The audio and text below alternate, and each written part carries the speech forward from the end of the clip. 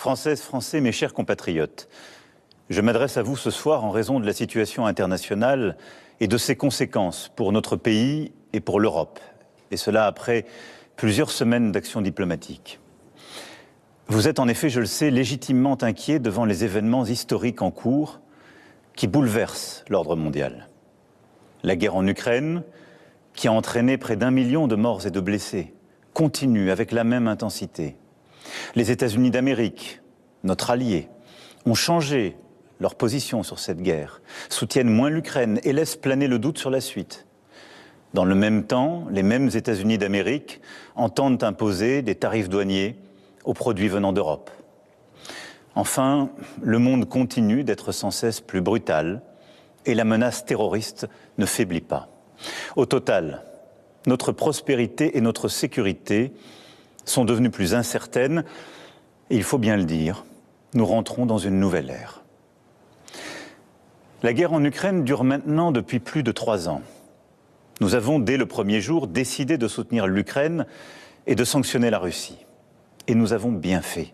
Car c'est non seulement le peuple ukrainien qui lutte avec courage pour sa liberté, mais c'est aussi notre sécurité qui est menacée. En effet, si un pays peut envahir impunément son voisin en Europe, alors personne ne peut plus être sûr de rien. Et c'est la loi du plus fort qui s'applique. Et la paix ne peut plus être garantie sur notre continent même. L'histoire nous l'a enseigné. Au-delà de l'Ukraine, la menace russe est là et touche les pays d'Europe, nous touche. La Russie a déjà fait du conflit ukrainien un conflit mondial. Elle a mobilisé sur notre continent des soldats nord-coréens, des équipements iraniens, tout en aidant ces pays à s'armer davantage. La Russie du président Poutine viole nos frontières pour assassiner des opposants, manipule les élections en Roumanie, en Moldavie. Elle organise des attaques numériques contre nos hôpitaux pour en bloquer le fonctionnement. La Russie tente de manipuler nos opinions avec des mensonges diffusés sur les réseaux sociaux. Et au fond, elle teste nos limites. Elle le fait dans les airs, en mer, dans l'espace et derrière nos écrans. Cette agressivité ne semble pas connaître de frontières. Et la Russie, dans le même temps, continue de se réarmer, dépensant plus de 40% de son budget à cette fin. D'ici 2030, elle prévoit d'encore accroître son armée, d'avoir 300 000 soldats supplémentaires, 3 000 chars, 300 avions de chasse de plus. Qui peut donc croire, dans ce contexte, que la Russie d'aujourd'hui s'arrêtera à l'Ukraine? La Russie est devenue, au moment où je vous parle et pour les années à venir, une menace pour la France et pour l'Europe. Je le regrette très profondément. Et je suis convaincu qu'à long terme, la paix se fera sur notre continent avec une Russie redevenue apaisée et pacifique. Mais la situation que je vous décris est celle-là et nous devons faire avec. Alors face à ce monde de danger, rester spectateur serait une folie. Il s'agit, sans plus tarder, de prendre des décisions pour l'Ukraine, pour la sécurité des Français, pour la sécurité des Européens. Pour l'Ukraine d'abord. Toutes les initiatives qui aident à la paix vont dans le bon sens et je veux ce soir les saluer. Nous devons continuer d'aider les Ukrainiens à résister jusqu'à ce qu'ils puissent négocier avec la Russie une paix solide pour eux-mêmes et pour nous tous. C'est pour cela que le chemin qui mène à la paix ne peut pas passer par l'abandon de l'Ukraine. Bien au contraire. La paix ne peut pas être conclue à n'importe quel prix et sous le diktat russe. La paix ne peut pas être la capitulation de l'Ukraine. Elle ne peut pas être son effondrement.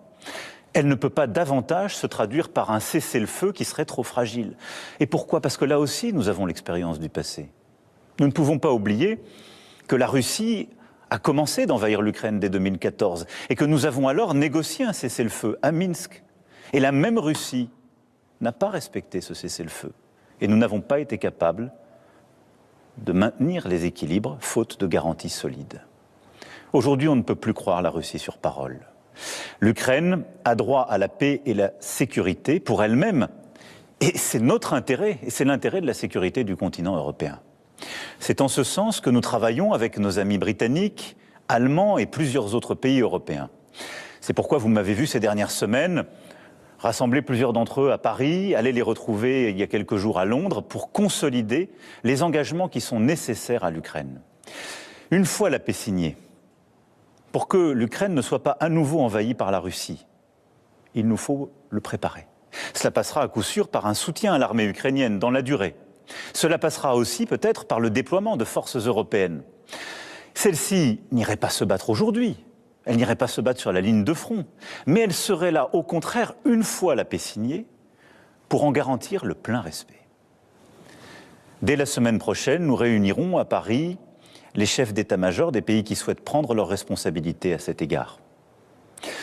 C'est ainsi un plan pour une paix solide, durable, vérifiable, que nous avons préparé avec les Ukrainiens et plusieurs autres partenaires européens et que j'ai été défendre aux États-Unis il y a 15 jours et à travers l'Europe. Et je veux croire que les États-Unis resteront à nos côtés. Mais il nous faut être prêts si tel n'était pas le cas. Que la paix en Ukraine soit acquise rapidement ou non, les États européens doivent, compte tenu de la menace russe que je viens de vous décrire, être capables de mieux se défendre et de dissuader toute nouvelle agression. Oui, quoi qu'il advienne, il nous faut nous équiper davantage, hausser notre position de défense, et cela pour la paix même, pour dissuader. À ce titre, nous restons attachés à l'OTAN et à notre partenariat avec les États-Unis d'Amérique.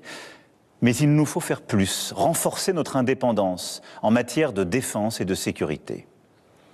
L'avenir de l'Europe n'a pas à être tranché à Washington ou à Moscou. Et oui, la menace revient à l'Est. Et l'innocence, en quelque sorte, des 30 dernières années, depuis la chute du mur de Berlin, est désormais révolue. À Bruxelles demain, lors du Conseil extraordinaire qui réunira les 27 chefs d'État et de gouvernement avec la Commission et le président du Conseil, nous franchirons des pas décisifs. Plusieurs décisions seront prises que la France proposait depuis plusieurs années. Les États membres pourront accroître leurs dépenses militaires sans que cela soit pris en compte dans leur déficit. Des financements communs massifs seront décidés pour acheter et produire sur le sol européen des munitions, des chars, des armes, des équipements parmi les plus innovants. J'ai demandé au gouvernement d'être mobilisé pour que, d'une part, cela renforce nos armées le plus rapidement possible, et d'autre part, que cela accélère la réindustrialisation dans toutes nos régions. Et je réunirai, avec les ministres compétents, les industriels du secteur dans les prochains jours.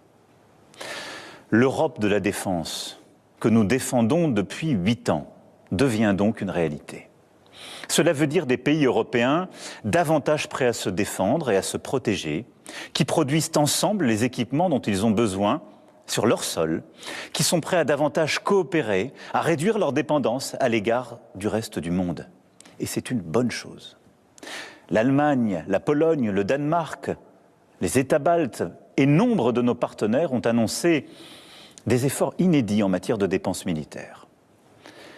Alors, dans ce temps de l'action qui s'ouvre enfin, la France a un statut particulier. Nous avons l'armée la plus efficace d'Europe. Et grâce au choix fait par nos aînés après la Deuxième Guerre mondiale, nous sommes dotés de capacités de dissuasion nucléaire.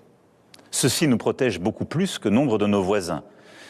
Et de plus, nous n'avons pas attendu l'invasion de l'Ukraine pour faire le constat d'un monde inquiétant. Et à travers les 2 lois de programmation militaire que j'ai décidées et que les parlements successifs ont votées, nous aurons doublé le budget de nos armées en presque 10 ans. Mais compte tenu de l'évolution des menaces, de cette accélération que je viens de décrire, nous aurons à faire de nouveaux choix budgétaires et des investissements supplémentaires qui sont désormais devenus indispensables. J'ai demandé au gouvernement d'y travailler le plus vite possible. Ce seront de nouveaux investissements qui exigent de mobiliser des financements privés, mais aussi des financements publics, sans que les impôts ne soient augmentés. Pour cela, il faudra des réformes, des choix, du courage. Notre dissuasion nucléaire nous protège. Elle est complète, souveraine, française de bout en bout. Elle a, depuis 1964, de manière explicite, toujours joué un rôle dans la préservation de la paix et de la sécurité en Europe.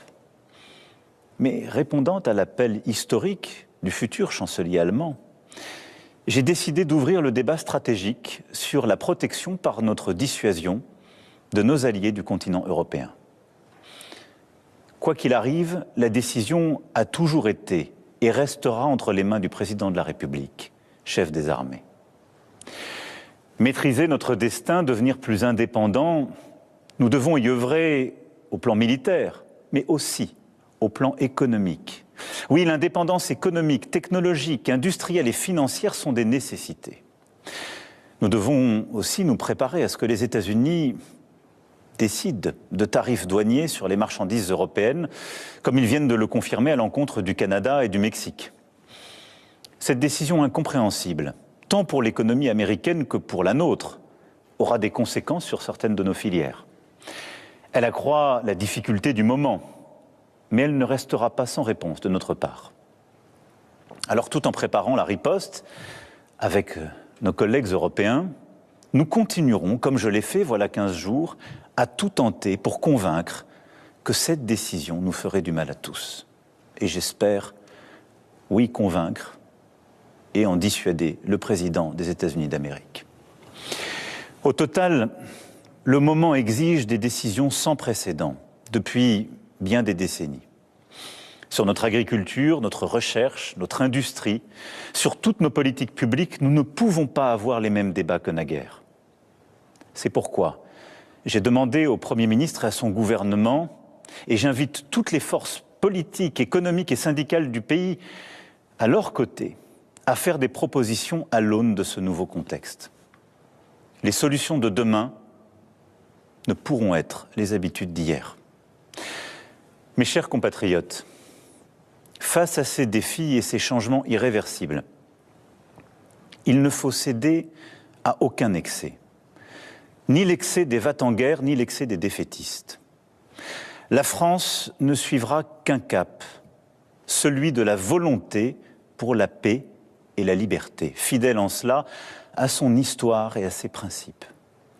Oui, c'est ce en quoi nous croyons pour notre sécurité, mais c'est ce en quoi nous croyons aussi pour défendre la démocratie, une certaine idée de la vérité, une certaine idée d'une recherche libre, du respect dans nos sociétés, une certaine idée de la liberté d'expression qui n'est pas le retour des discours de haine, au fond une certaine idée de l'humanisme. C'est cela ce que nous portons et qui se joue. Notre Europe possède la force économique, la puissance et les talents pour être à la hauteur de cette époque. Et que nous nous comparions aux États-Unis d'Amérique et a fortiori à la Russie, nous en avons les moyens. Nous devons donc agir en étant unis en Européens et déterminés à nous protéger. C'est pourquoi la patrie a besoin de vous, de votre engagement. Les décisions politiques, les équipements militaires, les budgets sont une chose, mais ils ne remplaceront jamais la force d'âme d'une nation. Notre génération ne touchera plus les dividendes de la paix. Il ne tient qu'à nous que nos enfants récoltent demain les dividendes de nos engagements. Alors nous ferons face, ensemble. Vive la République, vive la France.